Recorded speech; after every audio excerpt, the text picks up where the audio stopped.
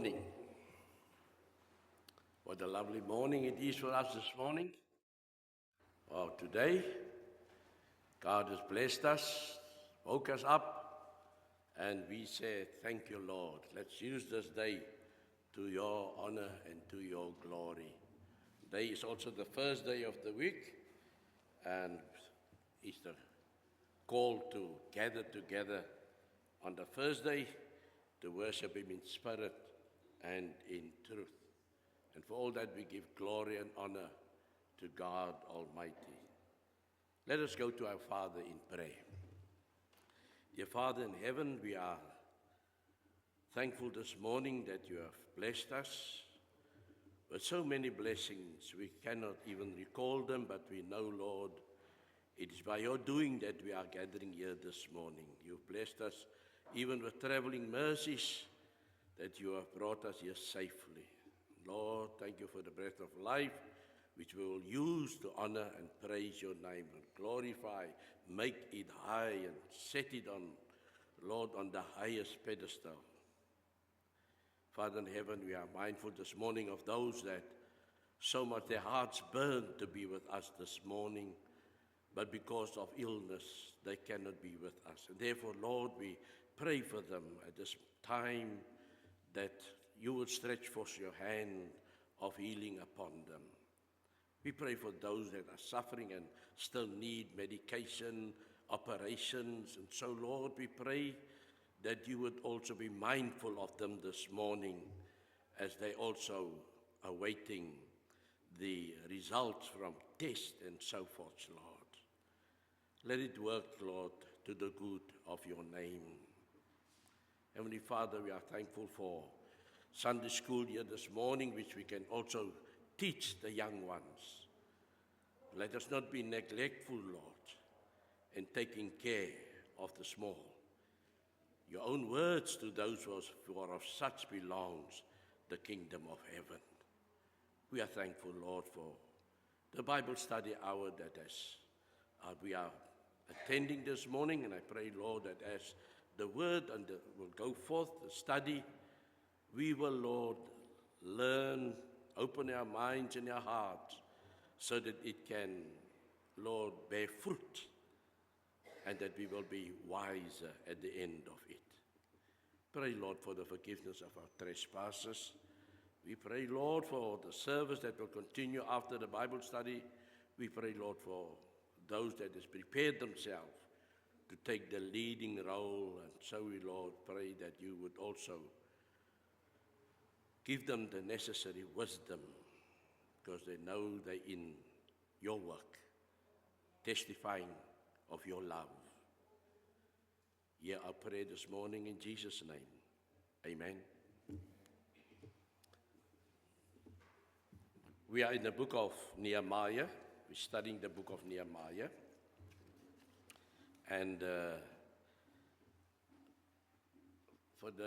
from chapter 5, we will see it's about turn, because this time the Nehemiah must now address the people.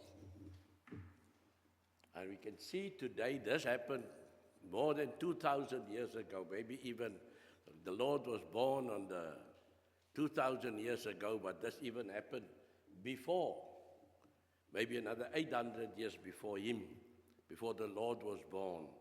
And we can see that even up till today, we have the same problems. We have the same problems.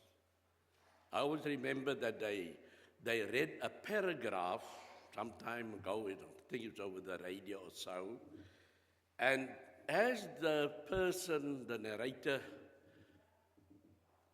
read this paragraph, you would associate it with, maybe it was the year 2000, 26 years ago, and you would say it's exactly as it is today. And I think this guy was, I always get confused with them. It's Aristotle and it's Plato, and I can always never get the other guy's name. When do you know? It's three of them. Plato, Socrates. Socrates. I always forget that one's name. Somehow in one of my Bibles, I've written it even, maybe it's the Afrikaans Bible. Yeah, I think it's the Afrikaans Bible. I've written it in front because I always forget the three. But I know Plato, and he was the middleman, one, and then Plato, and then Aristotle, and Socrates. All right. I think Socrates was first, then Plato, and then Aristotle. Somewhere around there. Okay. But one of them, but I'm sure it was the first one, wrote when he took judgment or when he described the youth of his day, of his time. And it was exactly the same, more or less, you can say. If you had to, the person was reading, then I said, when they asked, how long ago do you think this was written? I said, that is for today. And wow, Owen Beab, he said, one of those philosophers wrote it, and that was even before the Lord's time. And even up till today, we still have. And that's exactly what's happening here with Nehemiah. And we're going to read the first 7 verses of the book of Nehemiah, chapter 5. He says, now there was a great outcry of the people. You hear that? The people. And of their wives. Whoa, that's trouble. Sorry, my apologies. and their wives against their Jewish brothers. For there were those who said, yeah, the complaint, our sons and our daughters are many. Therefore, let us get grain that we may eat and live. That's the first complaint. The second complaint, verse 3, and there were others who said, we are mortgaging our fields, our vineyards, and our homes, or our houses, that we may get their grain, and because of the famine. I thought to bring my reading glasses along, but I must have forgotten them. Right, that is the second problem. We are mortgaging our fields, our vineyards, and our houses, that we might get grain, because there is a famine. Verse 4.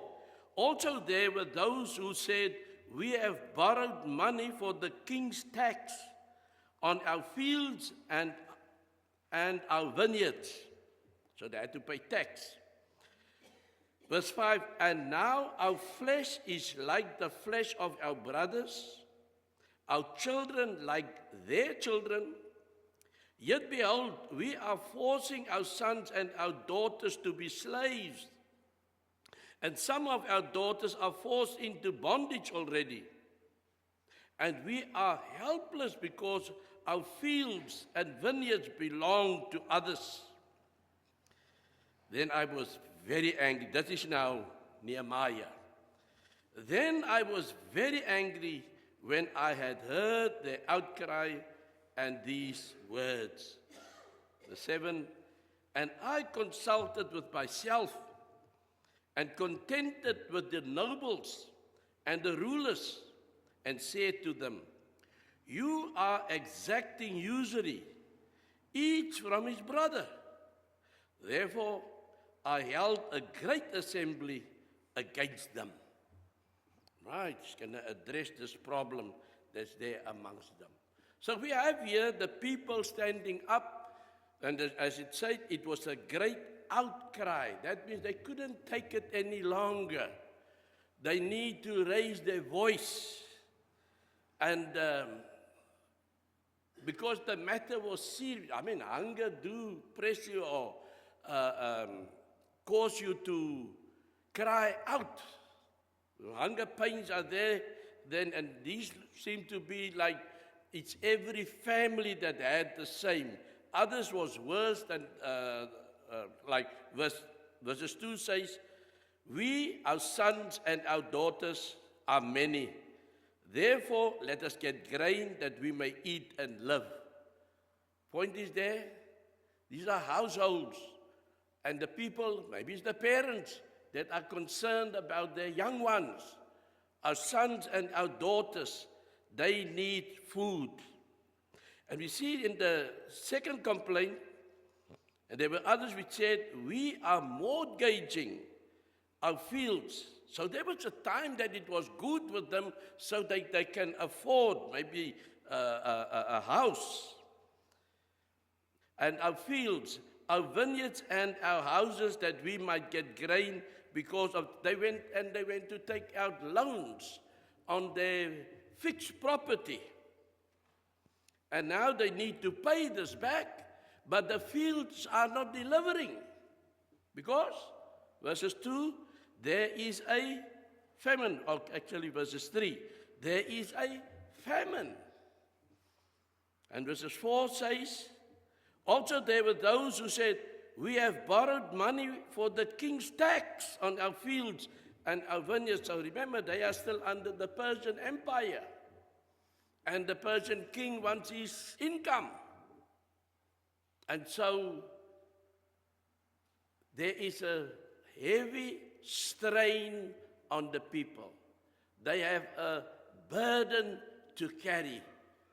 There is almost no income. Yet they need to live, they need to buy. And it seems like credit is hard to get by at this time. And those that have, they say, you must pay. Yes, nothing for mahala here. So the warehouses is full, but the people's stomachs is empty. And many times these are things that's happening today also. So let's read further now. He says, and now our flesh, verse 5, is like the flesh of our brothers, and our children like their children. So they are comparing, remember they came from exile to come and rebuild the temple and to come and rebuild the walls of Jerusalem. So they came from Babylon. But they're saying, we came here for something better. Unfortunately, it seems like we, as much worse of, or maybe those in Babylon is much better off than we here. Although they are slaves still, or second-class citizens in Babylon. And here they're under the same strain. They say, we know better off than our brothers. Yet behold, we are forcing our sons and our daughters to be slaves. And some of our daughters are forced into bondage already, and we are helpless because our fields and vineyards belong to us. Because they have mortgaged it in a manner to get more or to get money. So they are in dire straits. And what's his name? Nehemiah, verse 6 says, then I was very angry when I had heard their outcry and these words. Now he consulted with himself and contended with the nobles and the rulers and said to them, now, he's hearing the cry of the people, Nehemiah. He, what one can say, motivated himself or pep talked himself. What must I do? And he had to get wisdom. Surely he prayed for God for wisdom. And then he says, he spoke to the nobles and the rulers and said to them, you are exacting usury, each from his brother. Therefore I had held a great assembly. Now, where did I write this about the usury? The exacting usury. I wanted to know, sometimes I also learn English words, and I wanted to know what it stands for. Yes, that's what I've got also here. But it's not just that. It's almost like sinful. Because they say exacting usury, they say it's an illegal practice. It is the act of demanding or compelling the payment of interest on a loan, particularly interest that is excessive, illegal, or morally exploitable. That is when it is exacting usury. And I went a little bit further and I said there was a Hebrew saying for this. Remember the people, the publicans, like at a very low, very low to the Jews, appeal. The publicans, the Tolanas. The Jews didn't look kindly at them because they were robbers. They were doing the work of the government, the Romans, by collecting taxes. And some of the taxes were maybe over-exaggerated, and so they will not look kindly at them. You will not be in my company. Or the moment a publican come into their gathering, then they face this side and say, no, we don't want nothing to do with you. Well, that's where Jesus came along and he went to the publicans, even the one that was in the tree. There was a Hebrew saying with reference to the above, they called it the bite. I did not write down the Hebrew word for it, but they call it the bite, like bait. Illustrating the harmful effect of interest on the poor. In today's modern day slang, they call them loan sharks. This is all which I've studied so I can know more about you exacting. You know, there's usury and there's exacting usury. And this is the damnation is when you are poor. Now, our country, when I start looking at reading this, it's a reflection of our own country. That is why you cannot help people there. You've got to have dogs, you have got to have the best alarm system, you've got to be on your guard, because you turn your back and something is gone. I remember last week somebody said, now all of us where we stay, nobody has got copper taps outside anymore, in the front. All has been stolen. So we had to put on the plastic one. Well, they're lasting, unless somebody finds something good for plastic. And that will also disappear. But all copper, now somebody said, people, they've got into my yard because my back tap is gone. You see, so somehow they must have watched that house and they know still in the back there are still copper taps. Well, they can get to my house. I think when they get out, they won't have any trousers on, because I've got two vicious dogs, because that's the only thing that works. So this is what is happening. You have these people that came from afar, came for a good cause to build the temple, to come and build under Nehemiah. That was Zerubbabel, the first lot, Ezra, the second lot, and Nehemiah, the third lot, the groups that came to come and build. Remember, Nehemiah had the problem that he had the scoffers, he had the mockers that said there's even just a fox jumps against that wall, it will fall over. Why you building it with second-hand material, burnt stones and all that? And eventually fights broke out, and eventually the word killed is used. They say here, chapter 4, verses 8. And all of them conspired together to come and fight against Jerusalem and to cause a disturbance in it. That's the enemies, that's the opposition. They want to fight. And then in verses 11 it says, and our enemies said, this is now chapter 4, they will not know or see until we come among them, kill them, and put a stop to the work. It's a terrible situation that developed for these good people to come and do a good job, all in the name of God. Like the people called today. Now, where was God? They can maybe have said, we're coming to do a good job. We left our comfort, so-called comfort, came to do a good cause. But where's God? Why don't he, like the sons of Zebedee, James and John said, let's call for thunder and strike the Samaritans. So maybe they could have said, Nehemiah, Let's call on God. You know, Elijah did it. and flames came from heaven, fire came from heaven and consumed even the altars. Let's do this. But God was silent at this time. I think already this was the time of the 400 silent years that they were left all on their own. And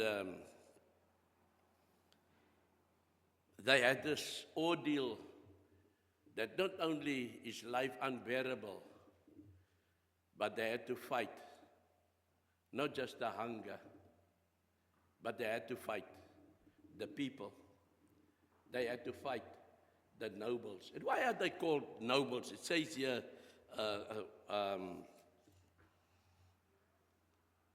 Nehemiah said he was not going to, you are exacting usury each from your brother. Therefore I held a great assembly, and I said to them, we, according to our ability, have redeemed our Jewish brothers who were sold to the nations. Now, would you even sell your brothers that they may be sold to us? Then they were silent and could not find a word. So Nehemiah said, you know what I noticed is we did everything according to God's will. We advertised or made known to the people, Jerusalem is in ruin, the temple is down. We need to, if you want God amongst us, we must go where it is, where He is, in the temple. And many of them left their belongings, went to go build a temple. Wasn't a beautiful temple. When you read the scripture, they say some was happy and crying, because they remembered what the temple looked like, the first one. And now here is just an example of a temple. It was not a glorious one. But they were there to show to God, we want to do it. While in Nehemiah, it still said they had a mind to do the work, building the wall. Yet, here is these people that came with sympathetic hearts to come and do the work, because it won't jump up by itself. It needs manpower. And yet you find that amongst themselves, it is not even the Persians that were doing it. It was brother against brother. It was Jew against Jew. I always want to say that's how low you can fall. When you know that your brothers and your are in dire straits and you still charging them. And this is what Nehemiah is doing. He says, you are reselling your people. We've just brought them with good intentions, and what you're doing, and you've benefited out of their being here, because where did the people, how did they become nobles? How did they become affluent, if I must say it? From the people. I need bread. I need grain. And now that they have, they don't want to help. And verse 9 says, again I said, the thing which you are doing is not good. Should you not walk in the fear of our God because of the reproach of the nations or enemies? And so now, Nehemiah is touching something sore. It was because of the fear of the Lord, of the fear of God, that these people left behind in Babylon and made their way to Jerusalem, because the fear of the Lord did motivate them. But yes, what happened to the nobles? Is the fear of the Lord dissipated from them? They forgot about the law, the Lord? He says in verses 10, and likewise I say, my brothers, and likewise I, my brothers and my servants, are lending them money and grain. Please let us leave off this usury. And so Nehemiah says, we feel so sorry for the people that he says, him, his brothers, and his servants are lending them money and grain. Please, let us leave off this usury. And so, leaders lead by examples. And so he set this example. He tells those nobles, those that have. I am here, and we'll see later on if we manage to get there, that I do good. I want nothing for myself. Where I see a hole and it needs to be plugged, I plug. I see a need here for money, let's give the money. I see here's a need for grain, let's give the grain. I see here's need for clothing, let's give the clothing. I'm using now my own. But he says here, Nehemiah, his brothers, maybe fellow Jews like him. Then you have their servants, which also likewise is also Jewish, are lending them money and grain. And lending is, you must give back after you're strong. Please let us leave off this usury, this tax business. Please give back. Now he's appealing to those nobles. Please give back to them the very day their fields, their vineyards, their olive groves, and their houses, also the 100th part of the money and of the grain, the new wine, and the oil that you are exacting from them. Otherwise, again, as we say, it is an illegal practice, lending at unreasonable high rates or interest rates. This is what these people, they're going on with this burden and the Nehemiah. And then, what made them? You can see here, he says in verse 12, then they said, now the nobles, we will give it back and will require nothing from them. So we will do exactly as you say. So I called the priests and took an oath from them that they would do according to this promise. Now, what is not written here is, but just because he says he's calling on the priest, he's bringing the law of Moses now into the picture. And in Deuteronomy chapter 23, verses 19, that's it, 19 to 20, it says, Deuteronomy 19 verses 23 verses 19 to 20. You shall not charge interest to your countrymen, interest on money, food, or anything that may be loaned at interest. You may charge interest to a foreigner, but to your countrymen you shall not charge interest, so that the Lord your God may bless you in all that you undertake in the land which you are about to enter to possess it. So I'm sure that Nehemiah, in his talk, it's not everything written is left for us to go and search for it. That Nehemiah, that made him very angry. That is why the man became angry. Because he felt, how can these people do it? We all are under the law. Of had they forgotten what the law said? Maybe they did. Maybe this was a reminder to them when Nehemiah came to say, look what the law says. And because they are Jews, the law has got some, if you trespass on one in the law, it's okay, you fail the whole law.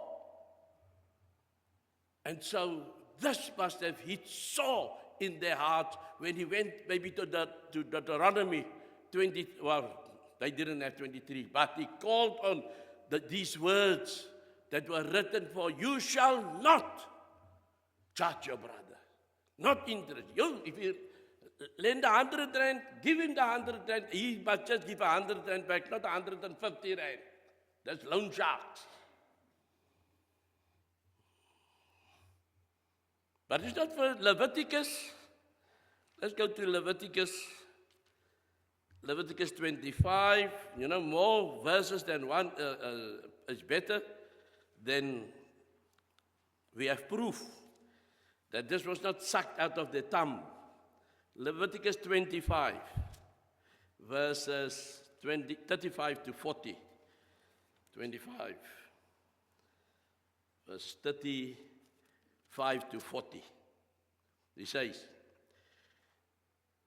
"Now in case a countryman of yours become poor, and his means with regard to you falter, then you are to sustain him like a stranger or a sojourner, that he may live with you.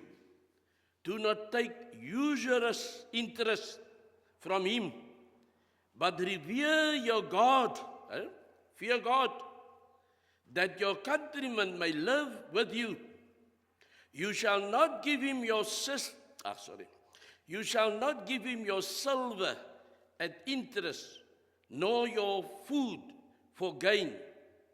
I am the Lord your God, who brought you out of the land of Egypt to give you the land of Canaan, and to be your God. And if a countryman of yours becomes so poor with regard to you, and he sells himself to you, you shall not subject him to a slave's service."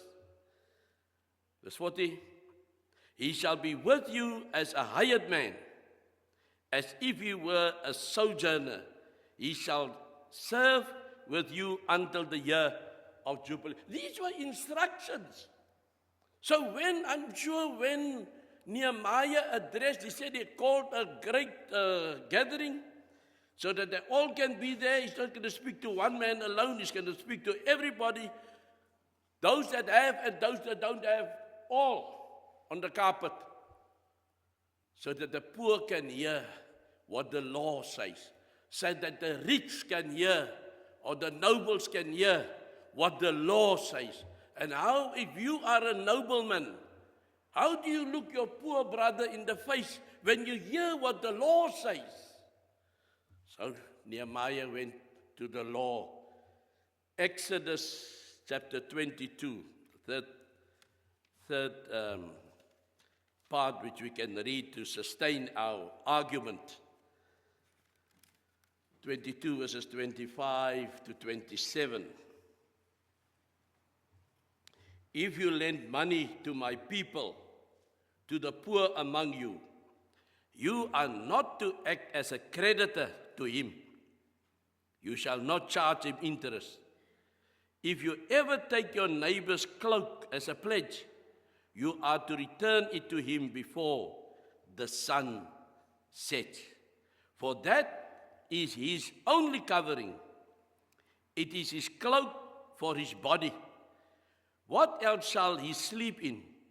And it shall come about that when he cries out to me," that's now to God, "I will hear him, for I am gracious." And so in these three parts, Deuteronomy, Leviticus, and Exodus, all clearly states that this was wrong, which the nobles were doing. Yes, they were blessed maybe to have, but when the poor brother comes to them, they had to think of the needs of the poor brother. So here at this moment, let me just see, where am I now? He's pleading for them to give back. And they said, "We will give back and will require nothing from them. So we will do exactly as you say." So I called the priest and took an oath from them that they would do according to this promise. And verses 13, "I also shook out the front of my garment and said, Thus may God shake out every man from his house and from his possessions who does not fulfill this promise. Even thus may he be shaken out and emptied." And all the assembly said, "Amen." And they praised the Lord. Then the people did according to this promise. Well, when you use something which is like a covenant, shaking his cloak to say, it's almost like Jesus told the disciples, sweep the dust off your feet when they don't want to allow you into their houses, when they want to hear nothing about me. Shake the dust off your feet, for it will be bad for that house. I think it's incorrect when it says there will maybe still be mercy for Sodom and Gomorrah, but not for that house. And so, this is the impact of the law of Moses, that they could not go against it. It was truthful, it was God's word, it was God's instruction. When your heart is pricked by the words which were said, God beforehand made these laws, you have to obey.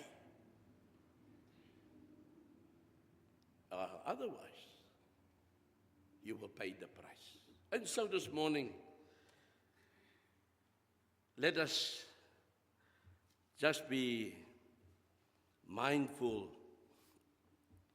that even today also, we use the New Testament, and we use the New Testament in defense of many instructions, because there are many add-on teachings, and many people do understand or submit to the truth and realize that they are on the wrong path. And so never be scared or fearful when you use the scripture. It pricked these nobles' hearts when they were made to understand that they were not doing God's will. They need to submit to God's will. And so even in today also, same thing is happening in our world today. People are creating for themselves kingdoms or organizations and call it religious, but it is far from religious. So I pray the Lord that what's been happening, as I said, more than 2,000 years ago, is still relevant today. And so, let us not rob the poor. This is a circumstances that we can understand, that there was a famine, and it touched all of them. And let us then be wise. But let us not live also beyond our means. I remember years ago when the interest rate was so high. I know 1988, I bought my house, and the interest rate was something like 8% or around about there, 10%, I can't remember. I know that the installment was something like 800 rand a month. That was I had to pay 1988 when I moved into the house. Well, I moved into the house, I think the 24th of December 1988, so you can say from 89, I had to pay 800. But by the time that we had to move into that house, the house maybe 2 years before the time, and then the interest rate started climbing. And it went as high as 24%. And from 800 rand, it went to 2,400 rand a month that we had. At that time, you have a neighbor, you say, hi, Mr. Neighbor, see you tomorrow morning. Next morning, you say, where's my neighbor? You know, he's gone. You look at the side. The neighbors moved out at night. They couldn't afford it. I remember that time. Thank you for the Lord that I'm still in my home. It was like they say in Afrikaans, harde bene om te kou. Oh, your teeth had to be strong to bite through those bones. But I could manage it. And today I can look back and say, thank you, Lord, for giving me the strength and that we manage everything. But this do happen interest rate, people are very, just the petrol is going. We heard about 5 rand a litre, but eventually it became up like 3 rand a litre, and that was a grace to us. But that's fluctuations. But I know sometimes life can be unbearable, but we don't have famine at the moment. And famine is more terrible. You can always travel out, move out at night. But where do you run to when you've got nothing to eat? But Nehemiah had the same problem which the people of today have. But thank heavens there is the scripture that guides us and leads us so that we can carry that burden. I had on the Thursday morning, I had Bible study with the ladies, and I still had the picture of the yoke. You know, the yoke, and the one person is on the one side on the yoke, and the Lord is on the other side of the yoke. And if you have that, the Lord with you in your problems, you can climb mountains. You can climb mountains. Let us pray. Thank you, Father in heaven, that we had this wonderful hour that we can exhort one another, that can be made wise through the scripture, so that we know how to address problems that may arise. Lord, we are thankful that your word is always ready, that we can use it as instruction. I pray, Lord, that our hearts and our minds will accept your word, and that we will apply it and not be headstrong. Thank you, Lord, for this hour. In Jesus' name, amen.